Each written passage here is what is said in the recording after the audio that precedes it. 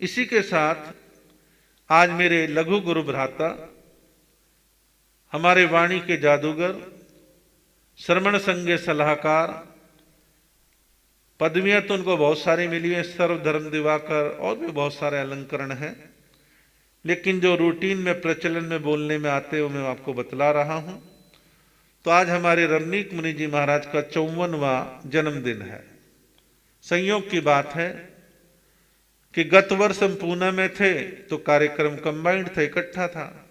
इस साल दूर भी है, कोरोना काल भी चल रहा है, और इस वर्ष जहां उनका चातुर्मास दिव्यवाड़ी या स्लोन में है, पूरे चातुर्मास के लगभग इन 4-4.25 महीने के आसपास का जो समय होने जा रहा है, आज प्रथम बार वहां पर जन्मदिन पर वहां के संघ ने प्रार्थना सभा का आज आयोजन किया। पहली बार वहां पर लोग एकत्रित हुए हैं। तो मैं हमारे रमनीक मुनि जी महाराज के जीवन के बारे में बहुत, क्योंकि 15 मिनट का समय है, संक्षेप में बात कहूंगा। हरियाणा के चांदनवास नाम के गांव में उनका जन्म हुआ, जो कि रिवाड़ी महेंद्रगढ़ जिले के अंदर आता है। पिता भोड़ू राम जी यादव, यादव कुल में जन्म हुआ। माता संतोष यादव। परिवार में कुछ ऐसी घटनाएं घटी, क्योंकि बहुत आउटलाइन बिल्कुल संक्षेप में बातें बोल रहा हूं, कि प्रारंभ में उनके परिवार में घटनाएं घटी। जो भी बच्चा जन्म लेता था मृत्यु को प्राप्त हो जाता था, रोग बीमारी तकलीफ कुछ भी कह लीजिए। और हमारे रमनीक मुनि जी के पिताजी की लगभग 3 या 4 शादियां हुई। जो पत्नी आती कुछ समय के बाद मृत्यु को प्राप्त हो जाती। उस जमाने में बहु विवाह कह लो या क्रमशः एक के बाद दूसरा तीसरा विवाह करने को गलत नहीं मानते थे। प्रथाएं कुछ गांव देहातों में ऐसी थी, लेकिन अंतिम जो उनकी पत्नी थी संतोष यादव, उनके द्वारा हमारे रमनीक मुनि जी का और एक इनके भाई थे उनका जन्म हुआ। बड़े भाई का समय आने पर उनका भी ऐसे ही स्वर्गवास हो गया। ये छोटी उम्र के थे, और इनके एक मित्र थे, रमनीक मुनि जी महाराज के पिता भोड़ू राम जी यादव के पिता थे, वो अग्रवाल थे और दोनों मित्र थे। उन्होंने कहा कि भाई ऐसे ऐसे तुम्हारे पुत्रों की मृत्यु हो जाती है, बड़े दुख की बात है। उन्होंने कहा भाई तुम तो बड़े संतों के परिचय में हो, कुछ रास्ता बतलाओ कि मेरा अंतिम एक पुत्र है ये तो जीवित रहे, क्योंकि इनकी माता जी का भी स्वर्गवास हो गया था। केवल पिता और पुत्र 2 जने थे। पिता की अच्छी खासी उम्र और पुत्र की उम्र छोटी। पिता ने अपने पुत्र को पूरा सार संभाल किया, पूरा संरक्षण दिया, जो कुछ वो कर सकते थे उन्होंने करने का प्रयास किया। तो वो बदलू राम जी यादव था उनका, अग्रवाल था उनका नाम। उन्होंने कहा भी मैं तो एक बड़े जैन संत हैं, जैन धर्मोपदेष्टा श्रद्धे श्री फूलचंद जी महाराज, उनके पास में आता जाता हूं, और आप महाराज के पास चलो तो शायद कुछ अच्छा हो जाए। पहली बार दर्शन किए तो उस व्यक्ति ने, जो उनके मित्र थे बदलू राम जी गुप्ता, उन्होंने कहा देखो भाई एक सलाह देता हूं कि तुम अब बुढ़ापे में इस एक बच्चे का कहां तक कितना संरक्षण कर लोगे। कल को तुम्हें कुछ हो गया तो तुम्हारे बच्चे को कौन संभालेगा। वो बोले भाई बात सही है, मेरी तो अब एक इच्छा है कि बच्चा जीवित रहे। अब तक इतने बालक हुए सब स्वर्गवासी हो गए, ये जीवित रहे। तो सब बातों का निष्कर्ष ये निकला कि संतों के चरणों में छोड़ दो, जो होगा देखा जाएगा। तो इस प्रकार श्रद्धे फूलचंद्र जी महाराज, जो बड़े ज्ञानी विद्वान, 16 भाषाओं के जानकार, जैन आगमों सहित समस्त भारतीय धर्म दर्शन के गहन ज्ञाता, और इस प्रकार बहुत पहुंचे हुए संत थे, उनके चरणों में बालक राम, जो बचपन का नाम था बालक राम, उनको छोड़ दिया। तो हमारे रमनीक मुनि जी महाराज उनके चरणों में रहते हैं, लेकिन उन्होंने कहा देखो भाई बच्चा भी छोटा है, आप ले जाओ, आप पढ़ाओ लिखाओ और थोड़ा बड़ा होने दो, फिर देखते हैं। श्रद्धे फूलचंद जी महाराज को जब ये लगा कि मेरे जीवन का समय बहुत निकट है, अब जीवन समापन की ओर पहुंच चुका है, तो उन्होंने हमारे गुरुदेव प्रेम सुख जी महाराज से कहा कि देखो ये बच्चा मेरी नेशराय में आया, लेकिन मैं इसको दीक्षा नहीं दे पाऊंगा, मेरा आयुष्क्रम कम है। और आज इस बालक को मैं तुम्हें सौंपता हूं, समय आने पर, योग्य होने पर तुम इसको दीक्षा देना। इस प्रकार दीक्षा देने का निर्णय किया गया और सन 78 में मेरी दीक्षा हुई। 78 के बाद सन 1980 फरवरी में, 18 फरवरी को हमारे रमनीक मुनि जी महाराज की बहुत सादगी पूर्ण दीक्षा, पटौदी जो कि गुड़गांवा के नजदीक है, तो पटौदी में श्रद्धेय फकीर चंद जी महाराज की समाधि पर पेड़ों की छाया तले और मुश्किल से 100-125 लोगों की उपस्थिति में बड़े सादगी से जैन भागवती दीक्षा संपन्न हो गई। और दीक्षा होने के पश्चात फिर आगे साधु जीवन का क्रम प्रारंभ हो गया।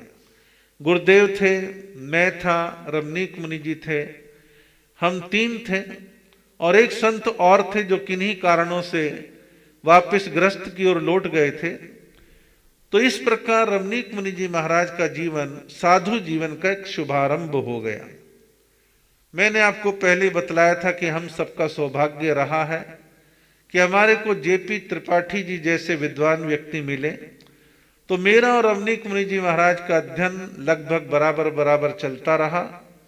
धार्मिक परीक्षा बोर्ड अहमदनगर की परीक्षाएं चलती रही, साइड बाय साइड आगम का, दूसरी चीजों का अध्ययन चलता रहा और बीच बीच में बाल सुलभ चेष्टाएं, क्योंकि छोटी उम्र में दीक्षा हो गई थी तो उसके प्रभाव से बाल सुलभ चेष्टाएं भी और चंचलताएं भी, ये सब चलती रही। लेकिन धीरे धीरे विकास यात्रा आगे बढ़ती रही और हमारे गुरुदेव श्री प्रेम सुख जी महाराज के विशेष स्नेह पात्र, विशेष उनका लगाव हमारे रमनीक मुनि जी के प्रति रहा। और ये आप जानते हैं, किसी के पास छोटा बच्चा आ जाए, छोटा पशु पक्षी आ जाए, उसके प्रति लगाव विशेष हो जाता है। इस प्रकार विशेष स्नेह था। साधु जीवन और वैराग्य अवस्था में मैंने खुद देखा कि आवाज पतली और सुरीली थी। अब थोड़ी आवाज में उम्र के हिसाब से चेंज आ गया है, लेकिन आज भी अच्छी है।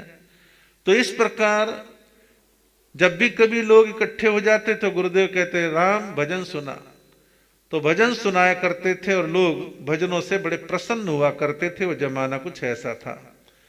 फिर धीरे धीरे दीक्षा का लगभग 2 साल का समय बीता। लगभग 2-2.5 साल का समय बीतने के बाद दिल्ली कैलाश नगर में 1982 के अंदर चातुर्मास चल रहा था। मैं और गुरुदेव प्रवचन देते थे तो रमनीक मुनि जी महाराज के मन में भी आया कि वे मैं भी प्रवचन दूं, लेकिन कैसे दूं। मन में भावना थी लेकिन झिझक संकोच था कि कैसे प्रवचन दूं।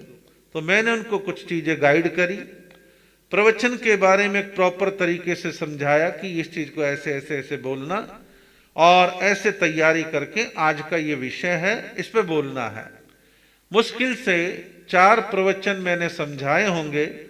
उसके बाद तो ऐसी स्थिति बनी जैसे कोई गाड़ी स्टार्ट कर देता है फिर तो गाड़ी फर्राटेदार दौड़ती है। तो धीरे धीरे प्रवचन शैली में सुधार होता रहा और धीरे धीरे बोलने की कला निखरती रही, साथ साथ में अध्ययन जो है चलता रहा। प्रारंभ में कई वक्ताओं का स्वभाव होता है, उन्हें लगता है कि हम वक्ता बन गए, समाज सुधार का बुखार चढ़ जाता है कि हमें तो समाज सुधारना है। तो समाज सुधार के लिए कई बार वक्तागण तीखी टिप्पणियां कर देते हैं। तो हमारे रमनीक मुनि जी महाराज ने भी प्रारंभ के प्रवचनों में कई बार विवादास्पद और तीखी टिप्पणियां कर डाली, लेकिन हमने बात को संभाला और इनको समझाया कि ऐसे समाज नहीं सुधरेगा। समाज के स्वरूप परिवर्तन की प्रक्रिया अपने आप अपने तरीके से चलती है। हम उसका एक हिस्सा हो सकते हैं, अंश हो सकते हैं कि हमने अपनी बात कह दी, शालीन तरीके से कह दी, आगे सुनने वाले अपने अपने तरीके से चीजों को ग्रहण करते हैं। हम डंडा लेकर के समाज को, देश को, राष्ट्र को, दुनिया को नहीं सुधार सकते। तो जो प्रतिक्रियावादी दृष्टिकोण आ गया था उसको प्रयत्न करके हमने दूर करवाया। धीरे धीरे प्रवचन कला में प्रवीण होते चले गए और मैंने ये भी देखा है कि नैतिक साहस भी है। एक तो झूठ बोलते नहीं और झूठ स्वीकार करते नहीं, कपट करते नहीं, कपट को स्वीकार करते नहीं। और ऐसे सच्चे अच्छे लोगों में एक नैतिक साहस होता है।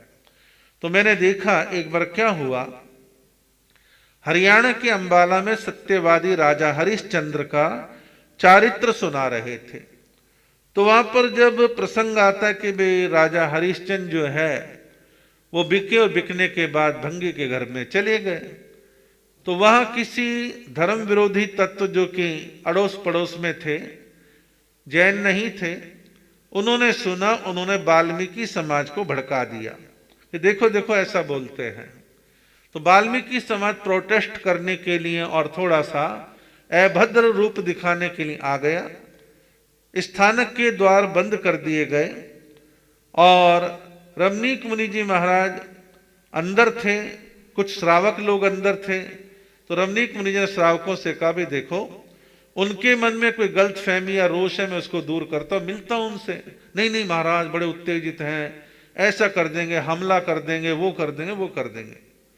तो ऊपर के छज्जे से नीचे का दृश्य देखा तो बोले नीचे आओ। तो रमणीक मुनि जी ने फिर श्रावकों की नहीं सुनी और वो नीचे गए।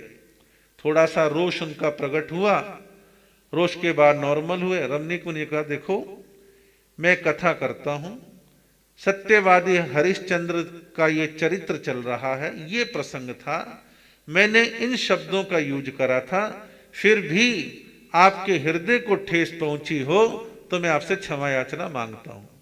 तो सारे व्यक्ति नॉर्मल होकर रमणीक मुनि जी की जय, रमणीक मुनि की जय करते हुए वापस लौट गए। भाव कहने का क्या है, यही है कि नैतिक साहस वाला व्यक्ति ऐसे फैसले लेता है और स्थिति को संभाल लेता है।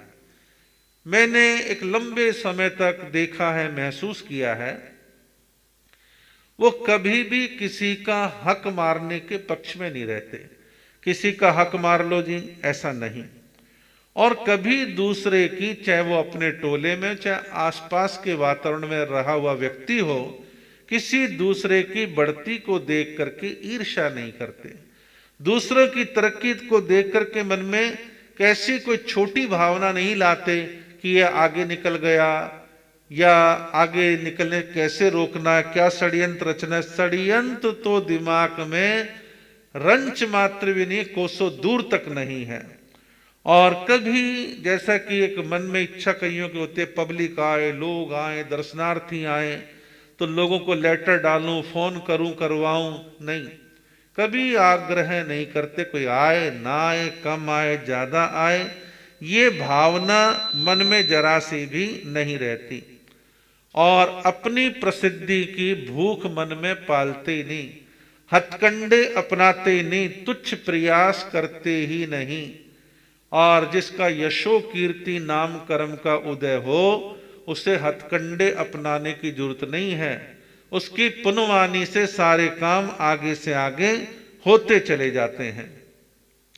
एक मैंने देखा है कि दिखावा और प्रदर्शन नहीं करते, अमीर और गरीब के बीच में किसी प्रकार का भेद नहीं करते। मैंने बहुत लोग उनके नजदीक देखे जो बिल्कुल हैंड टू माउथ की स्थिति में है, लेकिन उनके साथ वही मधुर संबंध, वही स्नेह, वही प्रेम अपना जताते हैं। और काफी बड़ी मात्रा में जैन के साथ साथ नॉन जैन लोगों पर भी काफी प्रभाव है, क्योंकि अच्छे वक्ताओं से जैनों के साथ साथ अजैन लोग भी प्रभावित होते हैं। और कुछ लोग ऐसे जुड़ जाते हैं जो लॉन्ग लाइफ चलते हैं। तो ऐसे बहुत सारे लोग हैं। और कहीं उनको डायरेक्ट इनडायरेक्ट मालूम पड़ जाए कि फला व्यक्ति या फला साधु या फला साध्वी मेरे बारे में गलत सोचते हैं या मेरी आलोचना करते हैं या मेरे बारे में कुछ हल्का बोलते हैं, तो उनके साथ भी घृणा और द्वेष नहीं पालते, वही प्रेमपूर्ण संबंध बना के चलते हैं। और मैंने कई लोगों को देखा है कि उनके प्रेमपूर्ण प्रभाव से वो गलत धारणा वाले लोग सॉरी फील करके, माफी मांग करके फिर नॉर्मल होते हैं। और ये शस्त्र सबसे बढ़िया है और इसको सबको अपनाना चाहिए। और रमणीक मुनि जी महाराज ने केवल ये नहीं कि हाँ भाई 4 कथा करनी सीख गए, नहीं, लगातार स्वाध्याय अध्ययन अपना जारी रखा। मैंने और उन्होंने हिंदी साहित्य का अध्ययन दोनों ने मिलकर के बराबर किया, और मैंने अपनी रुचि के आधार पर उनमें जैन साहित्य के अलावा हिंदी साहित्य के विद्वानों के पढ़ने की रुचि उनमें जगाई, और प्रारंभ करवाया मुंशी प्रेमचंद के साहित्य से। फिर अन्य बहुत सारा साहित्य उन्होंने भी पढ़ा। और हमारे रमणीक मुनि जी महाराज के आप यदि कभी प्रवचन लगातार जो लोग सुनते हैं वो महसूस करते हैं, वो समाज को, मानवता को, लोगों को जोड़ने की बात करते हैं, तोड़ने की बात नहीं करते, विखंडन की बात नहीं करते, संगठन को तोड़ने की बात नहीं करते, और किसी वर्ग या खास लोगों के प्रति घृणापूर्ण प्रचार नहीं करते। ऐसे हमारे रमणीक मुनि जी महाराज वैचारिक दृष्टि से वैचारिक क्रांति करते हैं, और ऐसे वक्ता समाज में एक मधुर वातावरण का निर्माण करते हैं। आज उनके 54वें जन्म दिवस के अवसर पर मैं अपनी ओर से, समस्त संतों की ओर से बहुत बहुत शुभकामनाएं व्यक्त करता हूं। वो स्वस्थ रहें, आनंद में रहें, और इसी प्रकार उनकी यश कीर्ति बढ़ती रहे, ऐसी मंगल कामना